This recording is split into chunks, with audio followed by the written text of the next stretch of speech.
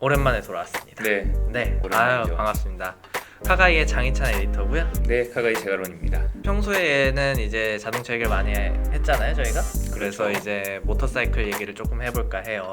전 세계가 팬데믹이라고 하죠. 이 팬데믹 공포에 빠진 가운데 네. 모터사이클 시장이 정말 어려워요. 정말 어려워요. 네. 네 발 달린 거부터 시작해서 네, 맞아요. 두 발 달린 것까지 뭐 정말 여파가 네, 어마어마합니다. 바퀴 달린 건 다 어려운 시국인데 모터사이클이 레저의 느낌이 워낙 강하잖아요. 차량보다는 차량은 이제 뭐 상용차, 승용차 뭐 이렇게 시장이 어려워지면 가장 먼저 소비를 줄이는 게 레저 산업. 레저 산업이죠. 네 바퀴 시장보다 더 어렵다. 그렇죠. 모터사이클. 근데 이제 그 와중에 이제 요즘 모터사이클 업계에서 가장 이제 큰 두 가지를 얘기를 하자면은 어드벤처 모터사이클과 전기 모터사이클입니다. 전기 모터사이클 어떻게 좀 친숙하신가요? 엄청난 배기음을 내뿜으면서 달리는 내연기관 모터사이클에 너무 익숙해서인지 네. 전기 모터사이클은 사실 잘 친숙하진 않아요. 그냥 배달용 전기 맞아요. 스쿠터 뭐 맞아요. 이런 정도. 중국에서 많이 만들고 뭐 혼다에서도 모델들이 맞아요. 몇 개 네. 있는 걸로 알고 있어요. 한국에 지금 돌아다니는 애들은 스쿠터류가 대부분이에요. 이제 중국 브랜드에서 제조를 하고 있고 상용으로 많이 쓰이죠.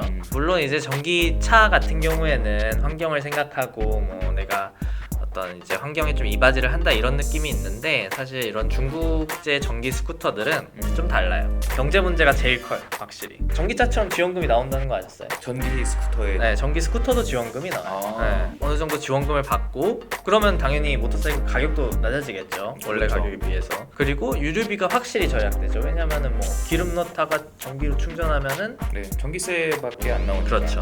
반면에 이제 해외로 나가보면 유럽 쪽으로 나가보면은 고성능 전기 모터사이클도 만만치 않아요. 굉장히 성장세를 뚜렷이 보이고 있는 상황입니다. 흔히 주류 모터사이클 브랜드들이라고 하죠. 이런 네. 데서 이제 지속적으로 고성능 전기 모터사이클 컨셉트들을 선보이고 있는데요. 대만 SYM의 E1 이거는 이제 대만의 산양모터스에서 내놓은 전기 스쿠터고요. 그리고 제로 모터사이클즈는 워낙 전기 모터사이클계에선 유명해요. 거기 이제 SR 모델 그리고 BST의 하이퍼텍, 두카티의 타이어 제조 하청업체예요. 타이어를 만들던 기업이 그렇죠. 아예 아예 메이커까지 발표를 한 거죠. IT 업체에서 그렇죠. 전기차 만들고 이런 그렇죠. 거랑 거의 비슷한 그런 케이스네요. 느낌이죠. 소니에서도 전기차를 발표했듯이 그런 느낌이죠. 저희가 사실 오늘 얘기할 거는 미국의 할리 데이비스입니다. 할리 데이비슨. 네. 전기차 모터사이클 얘기랑은 좀 안 맞는 네, 브랜드인 그렇죠. 것 같은데 평소 이미지랑은. 이미지랑은 안 맞잖아요, 사실. 할리하면 어떤 이미지세요? 할리 하면 일단 저는 제일 먼저 생각나는 건 배기음과 가죽 자켓이에요. 그렇죠. 그 멀리서 한 500m 밖에서 와도 맞아요. 심장 떨리는 배기음 때문에 사실 할리를 타시는 분들이 많잖아요. 맞아요. 친환경이랑은 좀 친환경이랑 좀 거리가 네. 멀게 느껴지죠. 멀리 있죠. 올드한 이미지가 강했던 할리 데이비슨이 전기 모터사이클을 생산을 했습니다. 라이브와이어라는 모델인데요. 사실 저는 라이브와이어가 발표되었을 때 얘네가 과연 생산을 진행을 할까? 이런 생각을 했어요. 그러니까 이게 그냥 주가를 끌어올리기 위한 모델이 아닐까? 이런 생각도 했었어요. 생색내기용 네, 콘셉트 맞아요. 느낌. 네, 맞아요.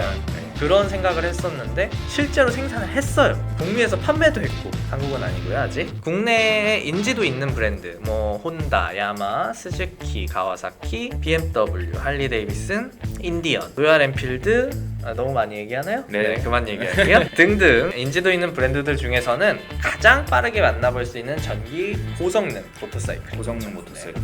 올해 들어온다는 얘기가 있긴 해요. 라이브와이어가. 국내 네, 출시가 국내에 이제 된다는 출시가 거죠? 된다라는 얘기가 있는데 사실 저는 좀 회의적이에요. 뭐 여러 가지 이유가 있는데 일단 가격이 북미 가격 MSRP 기준 3만 불이에요. 3천만 원이 넘죠. MSRP이기 때문에 세금까지 더하고 하면은 거의 한 4천은 봐야겠네요. 그렇죠. 4천만 원 초반대 이상이라는 거죠. 근데 성능이 다른 바이크들에 비해서 월등하냐?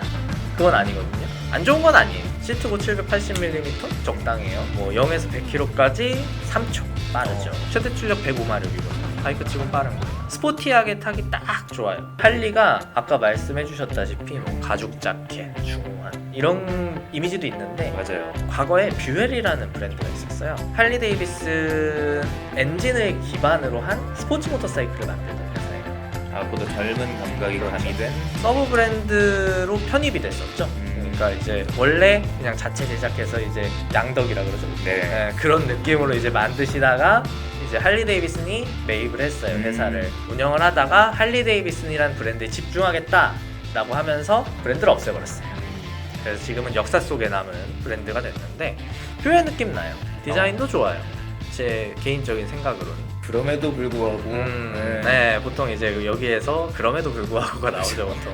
네, 그럼에도 불구하고 정말 굳이? 라는 생각이 드는 거죠.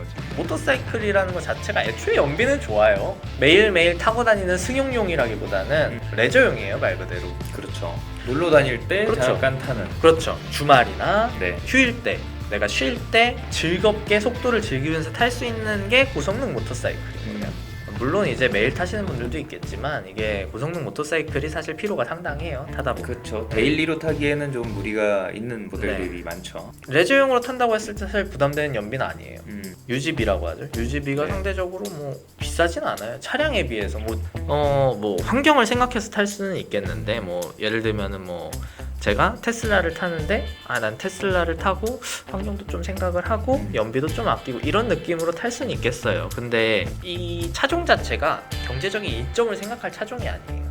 환경적인 문제는 뭐 차치하고서라도 약간 지프에서 랭글러 전기차 만든다는 그런 느낌. 네, 그렇죠. 네. 네. 그런 느낌이죠. 사실 랭글러 전기차 굳이라는 생각이 들잖아요. 먼저. 그렇죠. 이것도 굳이라는 생각이 먼저 드는 거죠. 그리고 바이크는 가장 큰 문제인데 사실 이거 지원금이 적어요. 전기 지원금이 지자체별로 다르긴 한데 맥시멈 한 200만 원 정도예요. 근데 가격은 거의 차량에 맞먹는 그렇죠. 가격이니까. 저가형 전기 스쿠터들 크죠 이 금액. 300만 원짜리 할인 받으면 100몇십만 원에 구매 가능해요. 얘는 4천만 원짜리인데 맥시멈으로 한 200만 원 할인 받았다고 쳐도 그래도 3천만 원 후반 아니고 4천만 원 초반이에요. 그러네요. 비싸죠. 네, 일반 차량들 딜러 할인 받는 것보다 적어요. 예. 전기차들은 보조금이 1,000만 원대니까 그게 뭐 구매 이유로 작용할 수 있잖아요. 그리고 뭐 기본적으로 세금도 좀 적게 내고 뭐 보면 주차장 같은 경우에도 반값이고. 그렇죠. 테슬라 같은 고가 전기차도 네. 지원금을 줘야 되냐 말아야 되냐에 대한 논란이 꾸준히 나오고 있잖아요. 네. 돈 많은 사람이 사는 고가차에 네.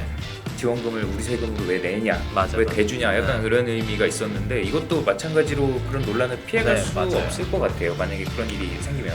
그리고 국내 정서상은 더욱더 테슬라는 그렇죠. 적어도 네. 차기라도 한데 얘는 모터사이클이니까 장점이 없냐? 그건 아니에요. 할리 데이비슨 특유의 엔진 고동감 아까 말씀하셨죠. 네. 두둥둥 이거 네네. 보통 이제 말발굽 소리라 그러죠. 맞아요. 네, 그 엔진 고동감을 좋아하시는 분들을 위해서 햅틱 펄스라는 시스템을 내장해놨어요. 이게 뭐냐면은 바이크에 자체 진동을 전달을 해주는 시스템인데 전기 모터사이클 타보셨나요? 아니요. 타보면은 아시겠지만 진짜 조용해요. 그냥 슝 하고 나가요. 진동도 없어. 미끄러지듯이. 네, 미끄러지듯이 나가는데 너무 조용하잖아요. 그래서 전기 모터사이클에 불만을 가지신 분들이 굉장히 많았어요. 레저로서의 모터사이클은 내가 온몸으로 그걸 느끼는 건데 느끼기가 힘들다. 이런 시스템으로 이제 내가 모터사이클을 탄다 이런 느낌을 딱 주는 시스템을 가지고 있고, 그리고 할리 데이비슨 치고는 재빨라요. 뭐 제가 타보진 않았어요. 근데 외신들 리뷰를 보면은 코너링이 상당히 좋고 가속이나 감속 성능 할리 데이비슨 제품 중에 가장 뛰어요. 할리 데이비슨의 평소 제품들을 아시는 분이라면 당연하다고 생각하시겠지만, 근데 이런 걸 보고 사람들이 할리 데이비슨을 사냐? 그런 건 아니죠. 그런 건 아니죠.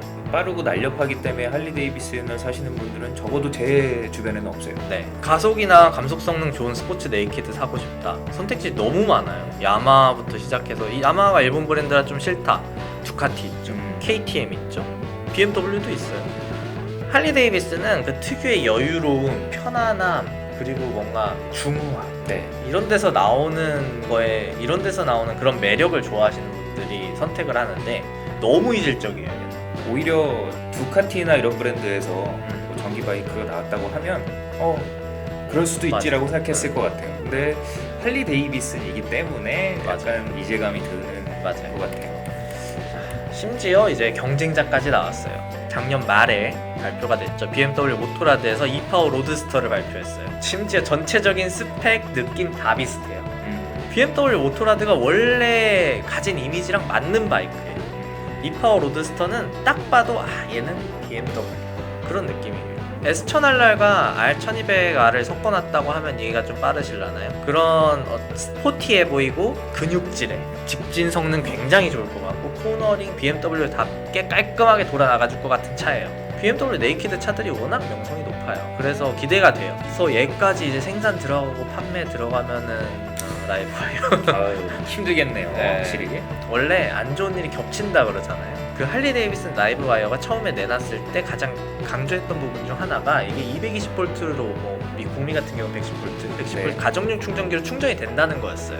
근데 이거 저전압으로 고전압으로 바꿔주는 시스템이 내장돼 있거든요. 네. 그래가지고 그걸로 충전을 하는데 그게 문제가 있다 그래가지고 공장이 가동 중단이 됐어요. 아이고. 최근 전체 바이크 시장이 좀 힘겨워서 미국 내 판매량이 그렇다고 높냐? 그것도 아니에요. 뭔가 할리 데이비슨의 전기 모터사이클에 기대한 게 이런 게 아니라는 거. 뭔가 할리 데이비슨이 기존에 가지고 있던 브랜드 이미지, 그다음에 추구하는 그 감성과는 계속 들어도 아무리 들어봐도 잘 맞지 않는다는 생각만 계속 맞아요. 들어요. 할리 데이비슨이 이번에 새로운 CEO로 조헨 자이츠를 선임을 했는데요. 이분이 엄청 유명한 환경운동가예요.